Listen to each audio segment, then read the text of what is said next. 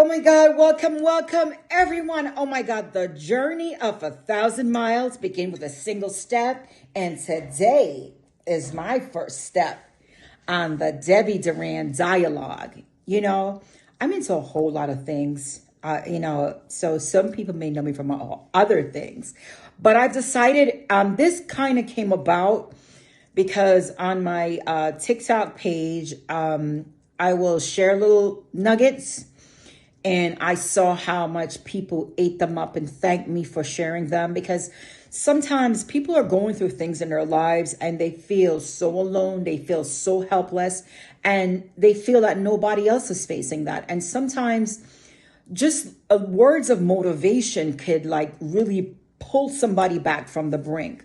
So with that said, that's the reason why I decided to really start with the Debbie Duran dialogue, where I'll be bringing on different types of guests to talk about different things in their lives.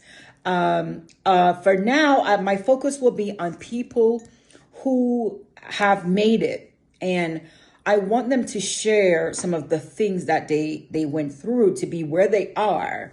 Because sometimes people will meet you at the point in your life where you're doing good. And boy, them don't even know the struggle where you got to for reach. You know what I'm saying? So for me, I think sometimes I want to bring people on that will share some stories with you, because some of my guests I know personally. Some I have the privilege of seeing on social media, and I learn about them whilst being friends. So some people I know their backstory. And so today I have a very interesting guest.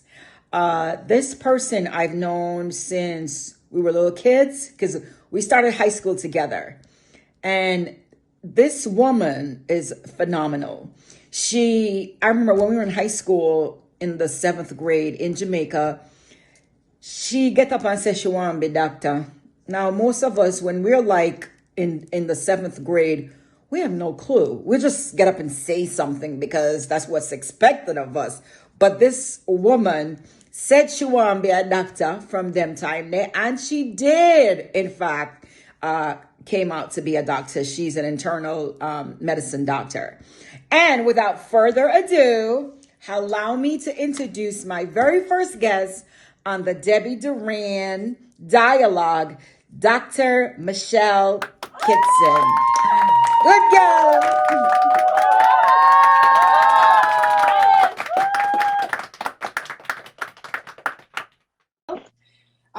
Can you introduce yourself to the audience for me, please? Good evening. My name is Michelle, and I have known the host since 1985, which is incredible to think that we're coming up on well enough years. I am a British-born Jamaican. I was born to Jamaican parents who, after they separated, I moved to Jamaica to go visit my grandparents for what was supposed to be no more than 6 months, but ended up being 16 whole years. I grew up in Alman Town on Arnold Road, and I had ambitions, probably, I want to say, Debbie, it was maybe second form that I became really, really fascinated with the sciences, and biology became very quickly one of my favorite subjects. And then I had a sentinel event when I was 18 years old. My grandfather, who had helped to raise me, became critically ill, and we had been taking him to the doctor every couple of months or so, and at no point in time were we told that he was as critically ill until I'll never forget, the doctor said, well, his kidneys are failing, and on children in foreign, so Una can't send him to Miami because there's only one dialysis machine on the island, you know, and only for young people are wait for use it, was exactly what he told my family. And I was horrified by that because to me, he had taken the decision out of our hands. My grandfather did not live much longer than that. And I thought, as a healthcare provider, he had a responsibility rather than just checking labs every 6 to 8 weeks to actually tell us what the hell he was looking for and why it was important for us to be monitoring so that my grandfather could have been dialyzed and may have lived longer. So that was event number one. A year and a half later, my grandmother, his wife, started having headaches, couldn't keep anything down. Took her to the hospital, took her to the doctor's office. She spent a whole week KPH, nothing. Took her home, and I literally looked at her having a stroke in front of me. And it was a week before my 21st birthday, and I told God that if he would spare her life, I would do everything in my power to not ask for any other birthday gifts, and that I would ensure that people such as my grandmother had access to better care. It cemented a belief in me that every family needs a healthcare professional. I don't care, nurse, doctor, whatever. Every family needs that. And if you don't have that, you need to be aligned with. And so that kind of cemented my goals and desire to become a physician. Well, I had initially thought that I would have done med school at UWI, but after my grandmother had the stroke and her children took her back to England, I was kind of at a crossroads. Do I try and do medical school in England? Do I come to the United States to do medical school? And when you looked at the options, I felt like there were more opportunities here in the United States. I had been a permanent resident for a while, and I made the decision to move to the United States and pursue medicine as a career.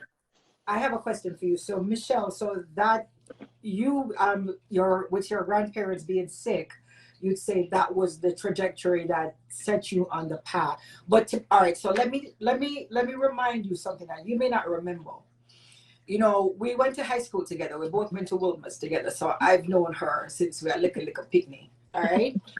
You know, when you just go to high school, they say they stand up and say what you want to be, right?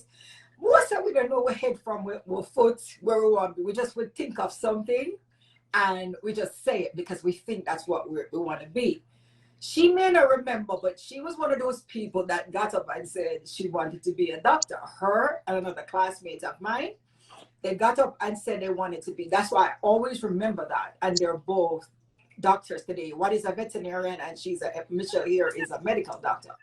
So from that time, she reminded me of things that I didn't remember about myself, but I remember that in particular with her and another classmate. She got up and said she wanted to be a doctor from back then, and she did become a doctor. How many of us say things from we little bit and we just say it because we think that's what we want, and we actually go on to do that? So Michelle has been one of those people that I would say she knew what she wanted when the rest of we are play around. And she did become a physician, you know? So I want to ask you, and I'm still trying to see because I have the other guests, but I can't add them. I think I'm going to have this over on another day. Yeah. Guys, so don't worry if I still don't get to add it because I realize there's more to adding people than I thought. So don't worry about it. Trust me, you have a whole lot to share. So I will have you again. So Michelle, let me ask you this one question. So you're one of the people I can say know that what you wanted to be before you got here, right? Mm-hmm. Based on my prior knowledge of you, even if you weren't serious back then, but mm-hmm. you did follow the path. Now, success mean something different for everybody. What does success mean to you as an immigrant living in the United States? Wow. What does success mean to you? Wow. I will say this. Growing up in Jamaica, we were told a lot of lies about what it's like being a Black person in America. First of all, we never identified ourselves as African Americans. We are Jamaica. Jamaicans through and through. We come here and we now let go with Jamaican heritage, our passion for things Jamaican. Truth of the matter is, when somebody looks at you here in this country, they don't see Jamaican, they don't see Guyanese, they don't see British, they don't see anything but a Black person. Black And a person. Black person in this country is either an African or an African American. Right. Once upon a time, calling me an African would have felt like an insult. I remember days in Jamaica, African princess. That was the most horrific thing you could say to me. And that came from a place of self-hate that I didn't even Oh my recognize God, that I is had, right? Until I thought, wait, there was no insult in that. That is where life began. Why in the world would I be offended by that? Okay? So bringing back to the question you asked me, what does success mean? Success is setting a goal and actually manifesting and becoming that which you set out to become. It doesn't change the path that you took to get there, but identifying that goal and achieving it, to me, represents success. And you actually becoming a medical doctor, you would say that you have achieved that success. Hands down, yes. Okay. All right. So, because everybody's path is different, we all know that. It don't matter where you come from. But when we come to America, and the reason why I say America, because this is where I live. Success, you can have success wherever, whatever country you go to. But because people always find a loophole to people, they want to call it America, so I'm trying to just kind of drown that out from now. I'm talking about here because I live here and, I'm hosting this. So success means different thing for different people. And I agree with you. If there are things that you set out to do, doesn't matter what it is, and you got it done. May not get it done at the time where you want. You may not get it done exactly the way you want it, but you got it done. And to me, anything that you achieve, it should be celebrated. It's your success, So it doesn't matter how you got there. It doesn't matter how long, because some people will spend 6 years in a college, forget a bachelor's, and some spend the 4.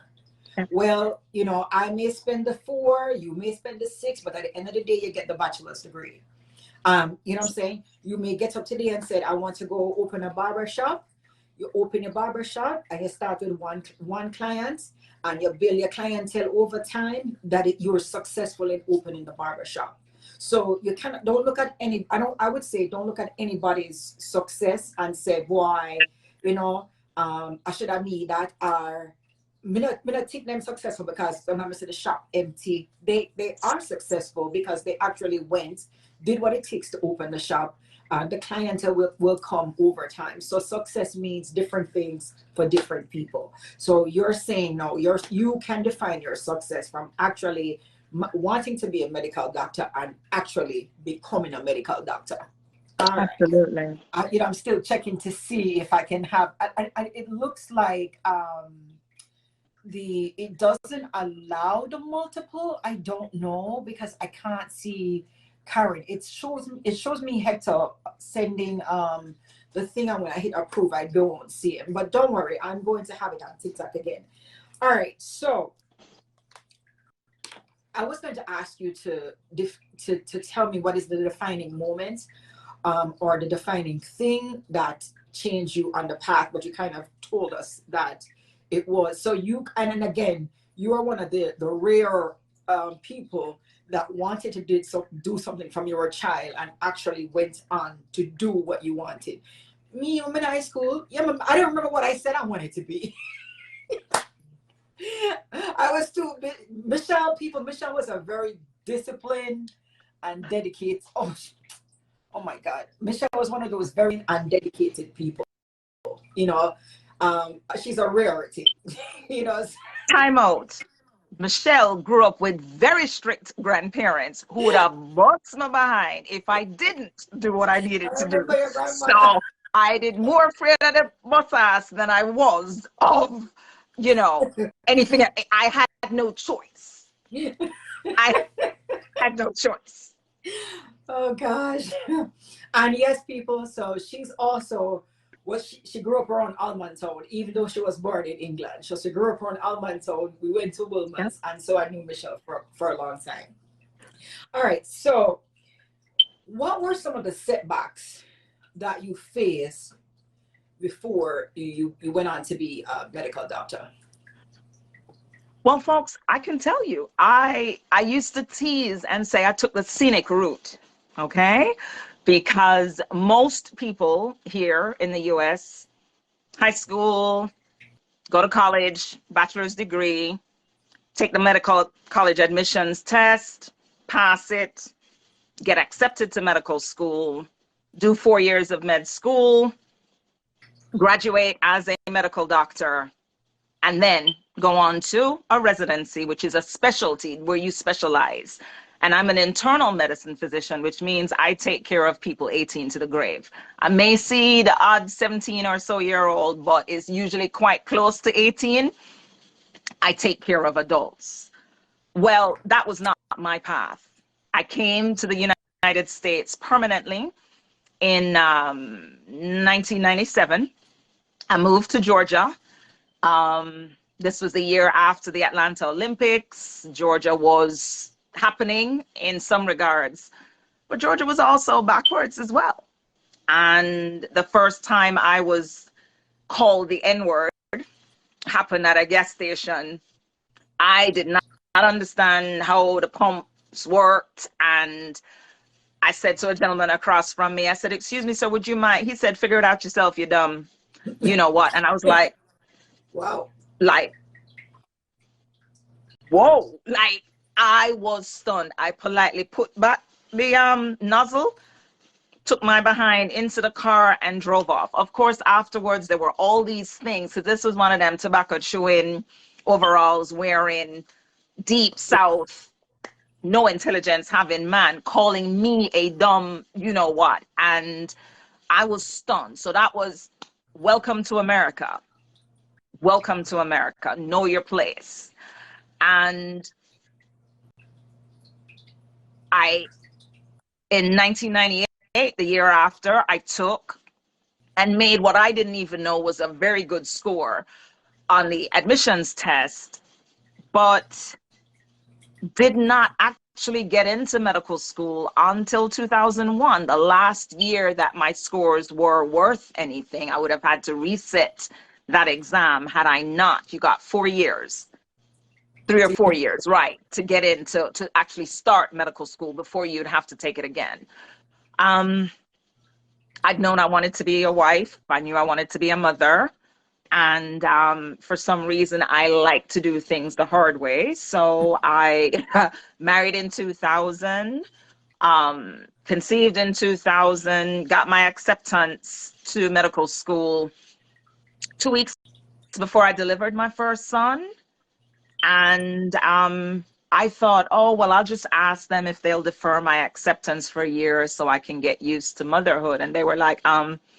yeah, if you want this spot, yeah, you can do what you want to do. You can try again next year or you can come. And so here it was. The day I started medical school, I had a 6-week-old.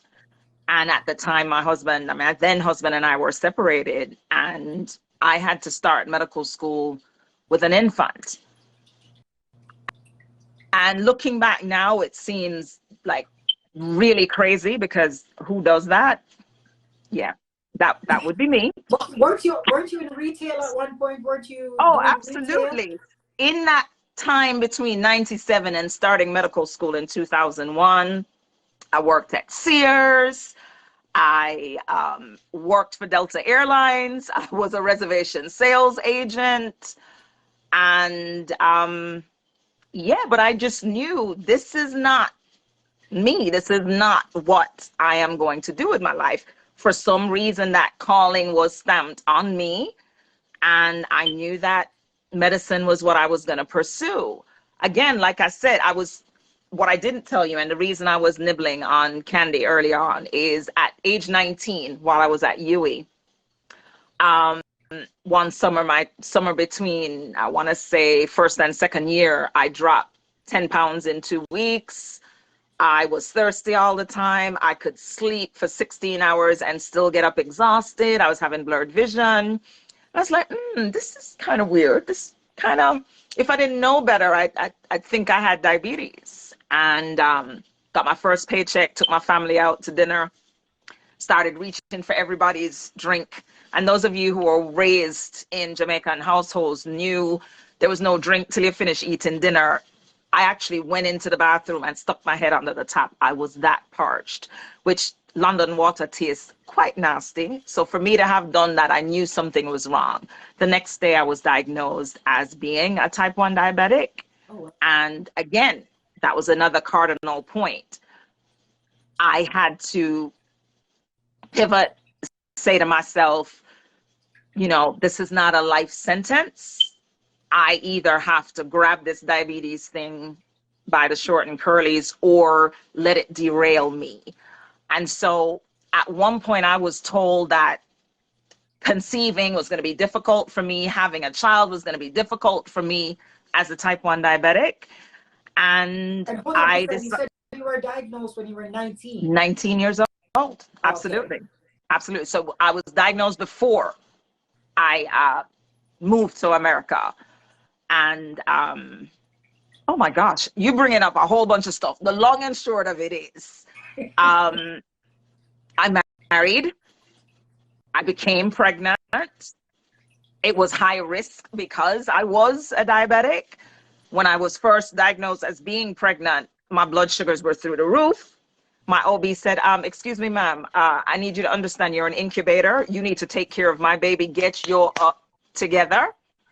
She successfully got me through the pregnancy and I delivered my son.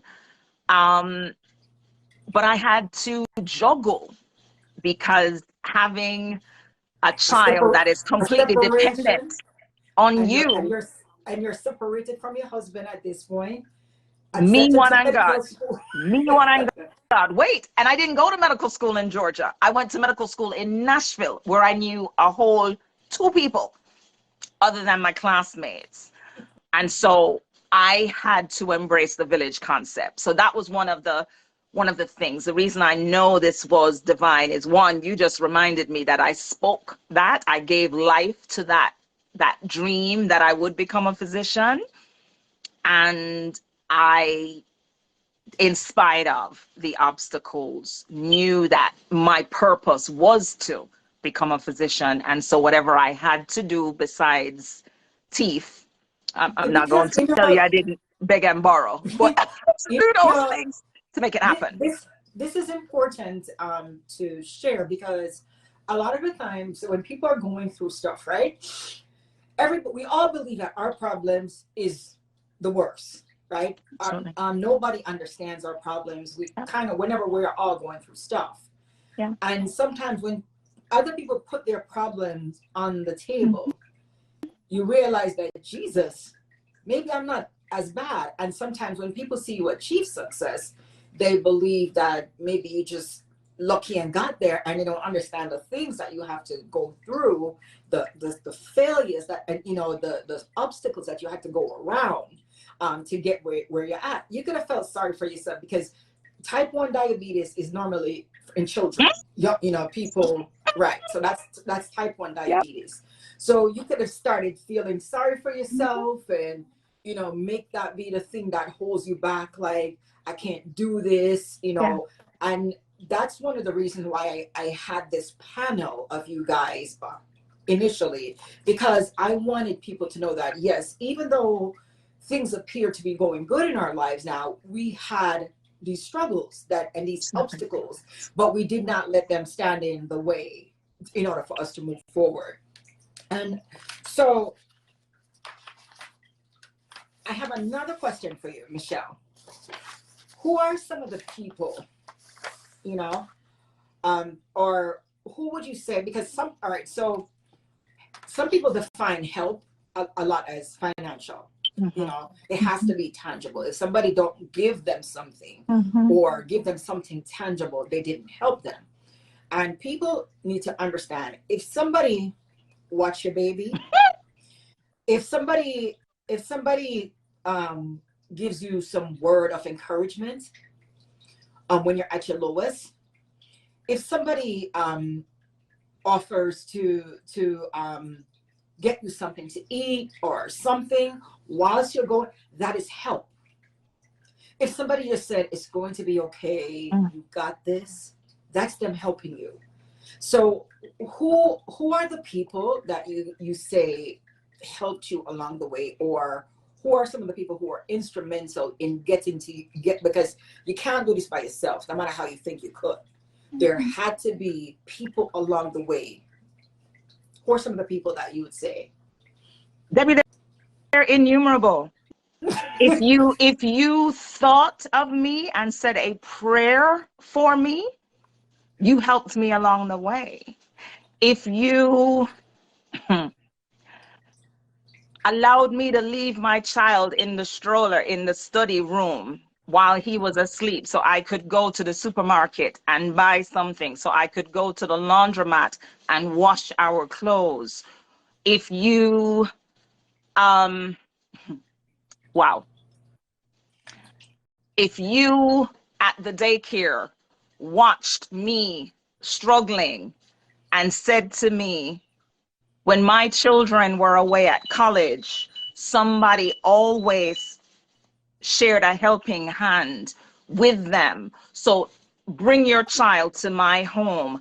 I will watch your child for you so that you can go into the gross anatomy lab and stand up there with the formaldehyde and work on the cadavers and know that your child is in a safe space.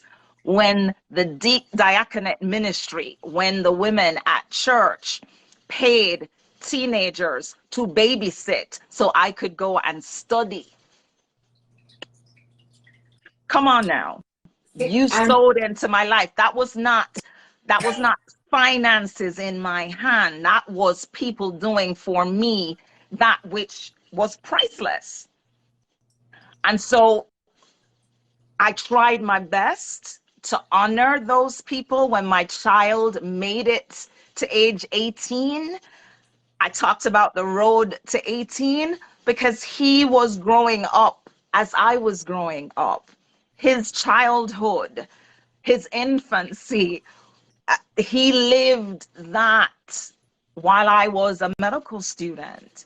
And there were people, classmates along the way, instructors along the way, people on the fringes who sewed into my life. My grandmother was the ultimate.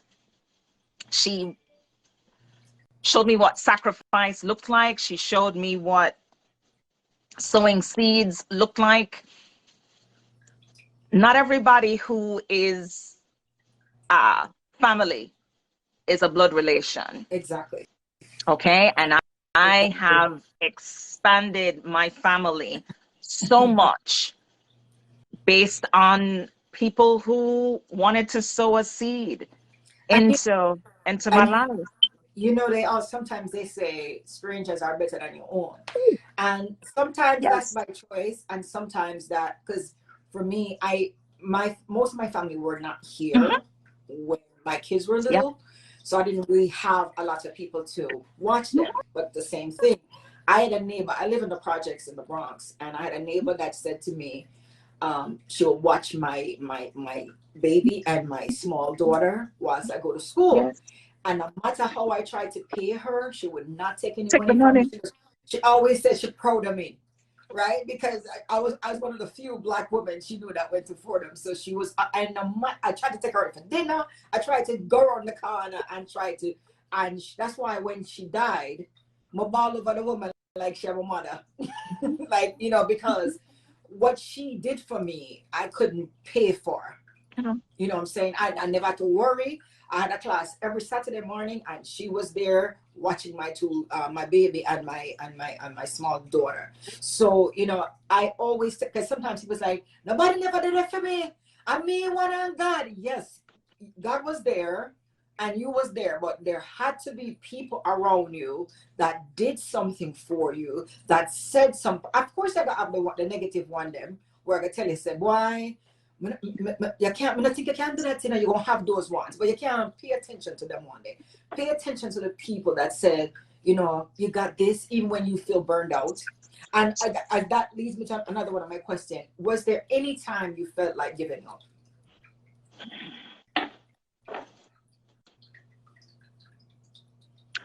Um,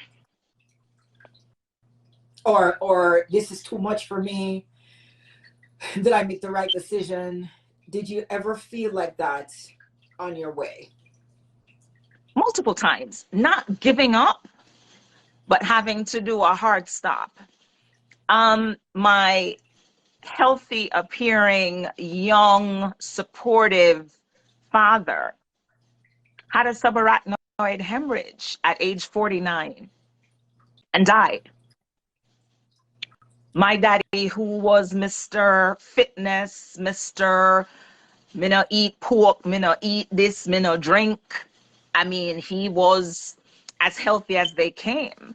When he died, he looked like he could have been 30 some odd years old. People used to insult me and tell me that my father looked like my younger brother.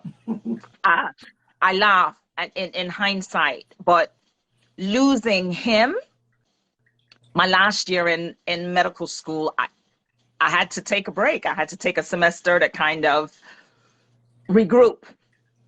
Um, I was able to finish medical school, make my grandmother proud of me, make my family proud of me, my support system proud of me. But graduating from medical school is not the end of it. For being a doctor, guys, I mean, you can't go and work as a doctor after you've graduated with your MD. There are advanced trainings that you have to go through and then take licensure exams that you can only take after you've completed a year of postgraduate training before you could even think about becoming a physician. And when I had my first time in residency, just before I started, I found out that I was expecting my second son. And nobody tries to be a mother first year of residency, your intern year. Yeah, you all have watched Grey's Anatomy and all kinds of shows about medicine, but first In year of real life. medicine, trying to make the adjustment as a wife and a mother and as someone who's pregnant, yeah, that's lunacy. And I actually had to take a medical leave of absence.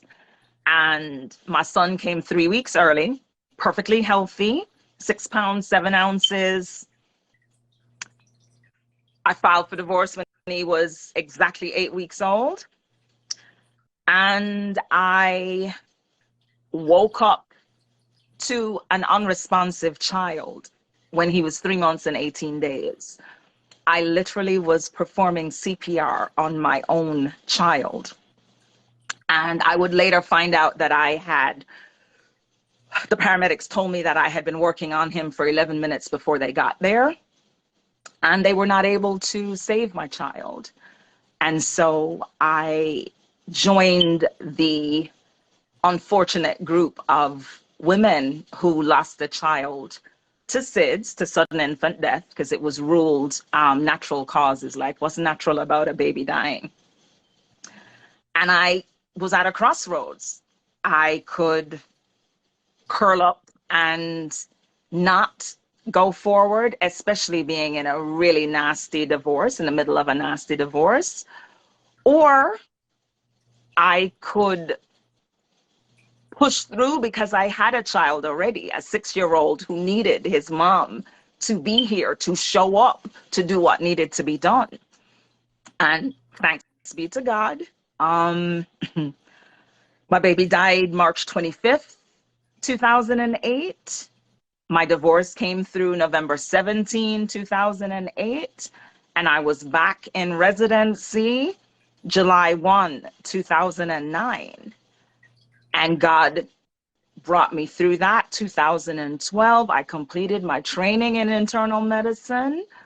And here I am today, trying to sow Still into the pushing, life. and people have been through far less than you have, because it's about what we can cope with, and it's not that the problems are not there. Sometimes if you feel like things are getting hard for you, sometimes you just need to talk to somebody, because so oftentimes for me, yeah, but then again, talking to somebody who's not going to judge, that's a part of the problem, especially for the Black community. You're afraid that you tell somebody that how I feel this way, they're gonna tell somebody else. But I'm so happy that you're still here. I'm happy that you've pulled through and be able to share your story with people who are here and sometimes are at their worst, and feel like things will not get better, but you have to fight to get them better. I still have Karen is still on the live, and I'm gonna see if I can. So I want you to leave with these parting words. What would be your parting? What would you say to someone? What would be your advice to someone who's probably going through something, who's feeling defeated, who's feeling that my life is stagnant, I'm not going anywhere? What would be your parting words to them? Thank you for asking that question, Debbie. And I thought about it and I wrote some stuff down. So give me a second. Let me grab my Okay. the things I wrote down. And there are a few of them, and I'll make it quick because I do know that we have others who I'm anxious to hear their stories and their journeys, parts of it anyway. Life and death are in the power of the tongue. Speak life. As a man thinketh, as a woman thinketh, so is he. What thoughts do you have about yourself? Think positively. You are your only competition. Again, you are your only competition. Strive for improvement. Be the best you possible. What is feel can be unfeel. What is yours is yours. Found for nobody else. Perfection should never be the goal. Acknowledge, celebrate, and enjoy every accomplishment. Express gratitude to all who sow into your life. Let your haters be your motivators. Hey. Thank you so much, Michelle. And I'm still going to figure out TikTok, and I'm still going to try to have you guys on. And since Facebook only allow one at a time, I'm going to try to see if I can get through with Karen. Karen, when Michelle logs off, I hope I'm able to put you in, and we'll see how it goes. Michelle, thank you so much. And if you guys have any questions for Michelle, you can type it in the comments. The live will also be posted on Debbie Duran Dialogue. That will be my new podcast on YouTube, so the videos will be there as well. All right, Michelle, thank you so much for coming down, and I appreciate it, and thank you for your patience with the malfunction from TikTok. All right, darling? Thank you for inviting me, and thank you for bringing me into the new century, because I would not have had a TikTok had you not invited me to have one, and now I do. And I am looking forward to having you on my podcast one of these days. Love you, sis. Super proud of you. Thank you. Bye-bye. Bye.